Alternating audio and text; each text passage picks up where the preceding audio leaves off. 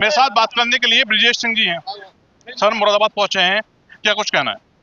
नहीं, पार्टी संगठन के निर्देश पर आज पूरे प्रदेश के अंदर संगठन के लगभग 70 जिलाध्यक्षों की घोषणा हुई है। उसी निमित्त में मेरा जिम्मेदारी मुझे रामपुर जनपद में जिलाध्यक्ष की घोषणा के कार्यक्रम में रहने की दी गई थी। अरे श्रीमती जी, कुछ तो सस्ता लो, बचत करो।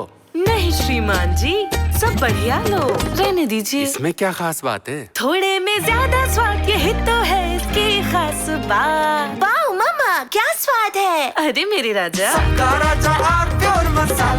मैं वहीं से लौट रहा हूँ तो रास्ते में मुरादाबाद और संभल के रास्ते चूंकि देवबंद तक जाना है, तो कुंदरकी के विधायक अपने छोटे भाई रामवीर सिंह जी हैं, उनका ये क्षेत्र है। यहाँ पर कार्यकर्ताओं के द्वारा उनके द्वारा स्वागत अभिनंदन किया गया। धन्यवाद करता हूँ इन सब कार्यकर्ताओं का। सब भारतीय जनता पार्टी की यही ताकत है।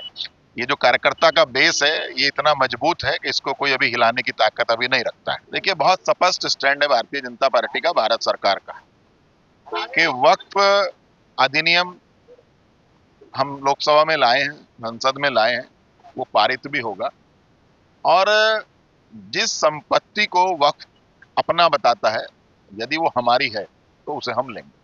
देश की संपत्ति है, भारत की संपत्ति है। कुछ चुनिंदा नेता उस संपत्ति को अपनी व्यक्तिगत संपत्ति बताएं, ये नहीं चलेगा। मैं पहले से कहता आया हूं कि ये देश कभी शरीयत और शूरा से नहीं चलता है। देश बाबा साहब भीमराव अंबेडकर जी द्वारा प्रदत्त संविधान में शक्तियों के आधार पर, संविधान की नियमों के आधार पर ही चलता है। सपा राष्ट्रीय अध्यक्ष ने कई सवाल खड़े करे हैं। डिंपल यादव ने भी आज भारतीय जनता पार्टी पर निशाना साधा है।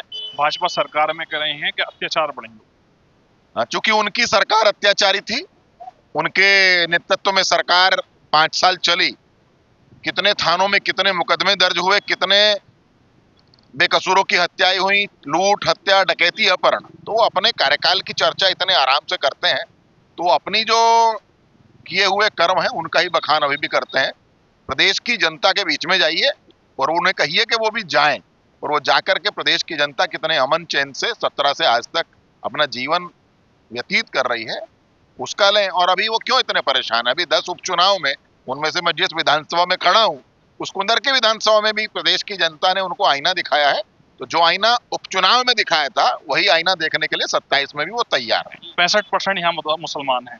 क्या कुछ संदेश देंगे कुंदरकी के विधायक आपके साथ करें? मैं जिस विधानसभा से जीत के आता हूं उसका नाम है देवबंद। तो यदि हम देवबंद जीत सकते हैं, कुंदरकी जीत सकते हैं, तो बाकी विधानसभाएं भी हम ही जीतेंगे। 27 की क्या रणनीति रहेगी? 27 की रणनीति एक ही रणनीति है, सबका साथ, सबका विकास, सबका विश्वास। देश के प्रधानमंत्री जी का एक ही नारा है, 2047 में विकसित भारत, और मुख्यमंत्री जी के नेतृत्व में उत्तर प्रदेश एक विकसित उत्तर प्रदेश बने। 27 का यही एजेंडा है। और भारतीय जनता पार्टी 27 को मात्र माध्यम एक मांग करके चुनावी क्षेत्र में नहीं जाती है।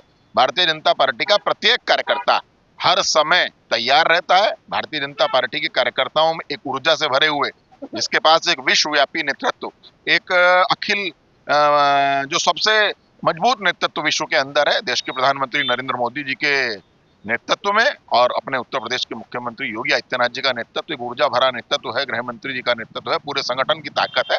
उसी आधार पर हम 27 में चुनाव लड़ेंगे। औरंगजेब के मकबरे की अगर बात करें तो बजरंग दल ने उसे हटाने की बात कही है, क्या कुछ कहेंगे? आपको ध्यान होगा, विधानसभा के अंदर भी और कई जनसभाओं में भी मुख्यमंत्री जी ने बड़े स्पष्ट रूप से कहा है कि हम इस देश के नायक छत्रपति शिवाजी हैं, महाराणा प्रताप है, पृथ्वीराज चौहान है, लक्ष्मीबाई हैं, वीर अब्दुल हमीद हैं, अशफाक उल्लाह खान है।